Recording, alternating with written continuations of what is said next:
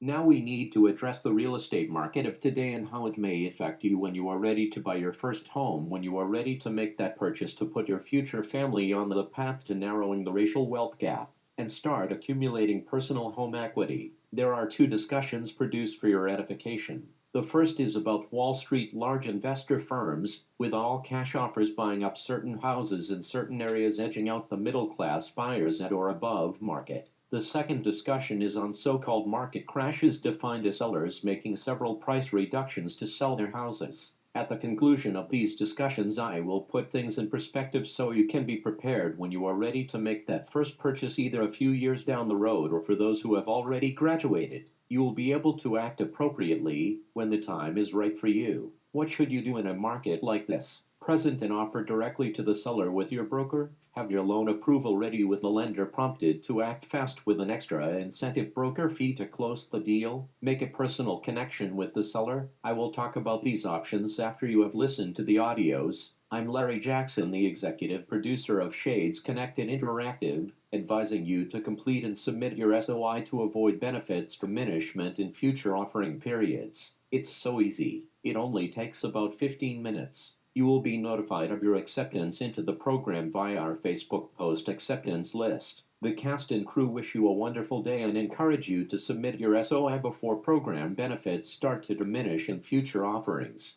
First, NBC News is reporting that home prices in the Atlanta, Georgia area are soaring at record levels. The average middle-class family buyer cannot get a home after 30 offers on average middle-class American dream homes. Big Wall Street financial firms are pouring billions of dollars into middle-class communities, pricing average middle-class families out of opportunities to obtain their American dream. They do it with algorithms by jumping on a targeted community as soon as properties come on the market, being very aggressive with all cash offers, demanding quick closing, beating out the average carefully thought out family buyer who may even have a loan approval in their pocket. So, middle class mom sees a home, falls in love with it, makes a full price offer, and gets declined. One buyer stayed on this treadmill 30 times. One of these Wall Street investors is Invitational Homes, who owns over 12,000 homes in the Atlanta area and 80,000 homes nationwide. Half of the real estate listings are being gobbled up by investor firms.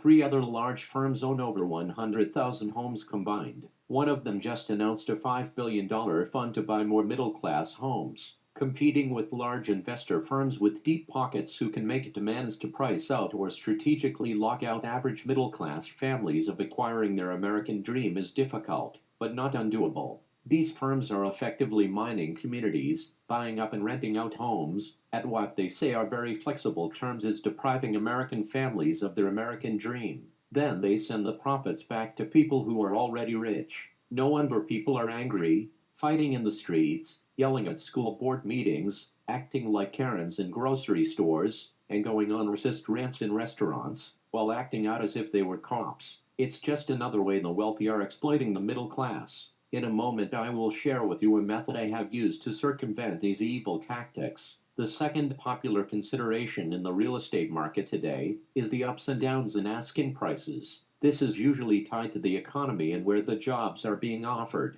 Due to the pandemic and the response to vaccinations relative to mandate requirement, job offerings may vary from state to state. When people are trying to vacate an area for several different reasons, this can have an effect on the degree of price cuts to entice buyers to consider their home for an offer. Some of the cities that have seen an uptick in prices cuts from a year-to-year basis are Boise, Idaho, with a 920% increase in price cuts from this time last year; Stockton, California; Virginia Beach, Virginia; Spokane, Washington, D.C., and Salt Lake City, Utah. Other cities that seem to be on the cusp of prompting price cuts are Tucson, Arizona; Austin, Texas; Riverside, California; Cincinnati, Ohio; and Colorado Springs, Colorado. Again, due to the pandemic and the loss of jobs, many people left California and returned to their family root origins, such as Tucson, Arizona; Austin, Texas; Riverside, California; Cincinnati, Ohio; and Colorado Springs, Colorado. This is not a phenomenon that you will see repeat itself unless there are a new variant of COVID that affects the employment market. Some people rely on Zillow to review the value of their home.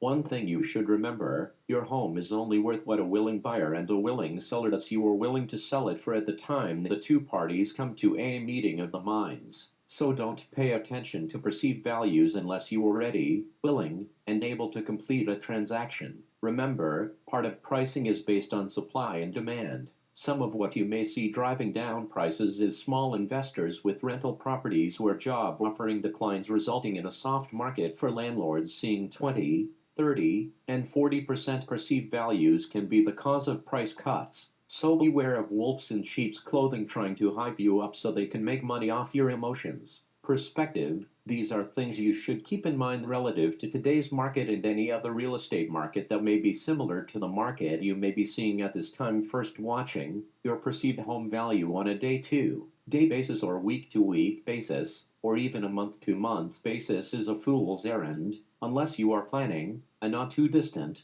offering. Remember, the word perceived is a perception, not an actual value. Second, price cuts in certain communities may not be relevant to your community. Third, always beware of a message that has something to sell which implies you can only get it if you buy something from the messenger. Fourth, distinguish a true community service that provides service for the common good that is at no cost, that may have other things to offer at a reasonable, affordable cost. Now I will tell you about methods I have used to circumvent these wolves in sheep's clothing. After the housing crash of 2008, which I avoided due to a discussion I had with a loan salesman prior to the crash, who did not know that I had previous experience in a loan brokerage firm. It was around 2006 that there were a lot of loan programs with extremely low adjustable rate loans. In the late 80s, adjustable rate loans, used as a way banks could minimize the risks with real estate loans, had annual interest caps and lifetime interest caps used to entice buyers to minimize the risks they took of having a loan payment that could be beyond their budget. When talking to the loan salesman, I asked about the annual rate cap and the lifetime rate cap.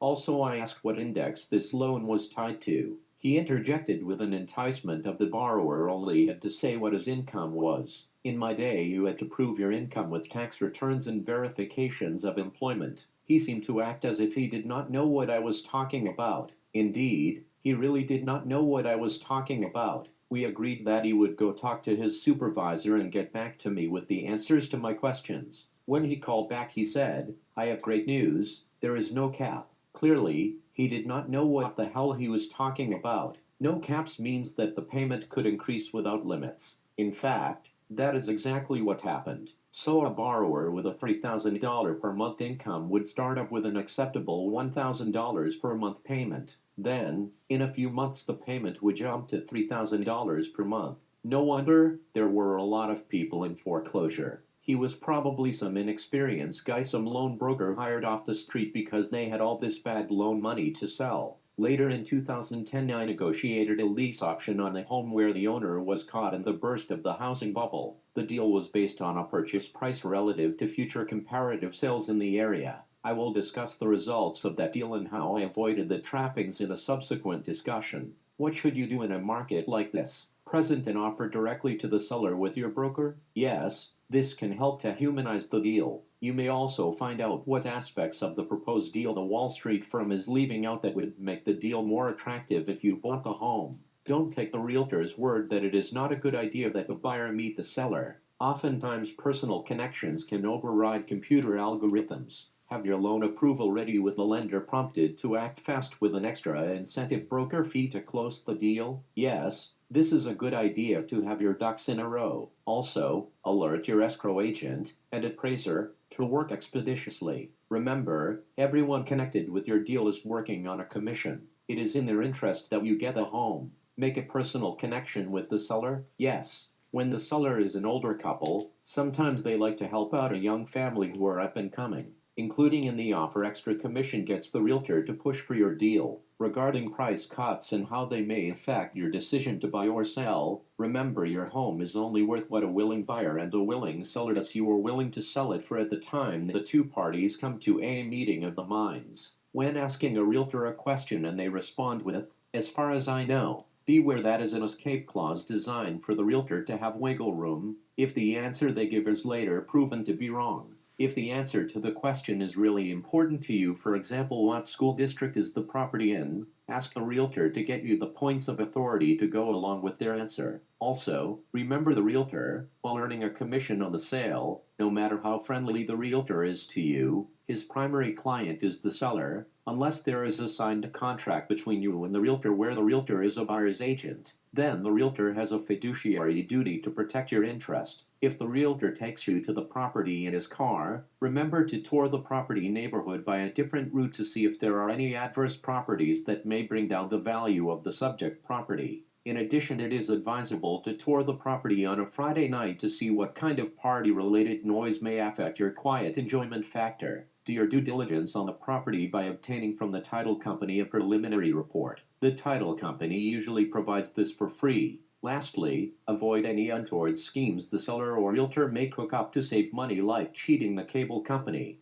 These are usually designed to make you complicit so you won't turn the original perpetrator into the offended party. Most importantly, it keeps you on the path of doing things that are morally, ethically, and legally correct. I'm Larry Jackson, the executive producer of Overcoming American Ethnic and Racial Implicit Biases, advising you to submit your SOI quickly to lock in your benefits and have a wonderful day. Now I will tell you about methods I have used to circulate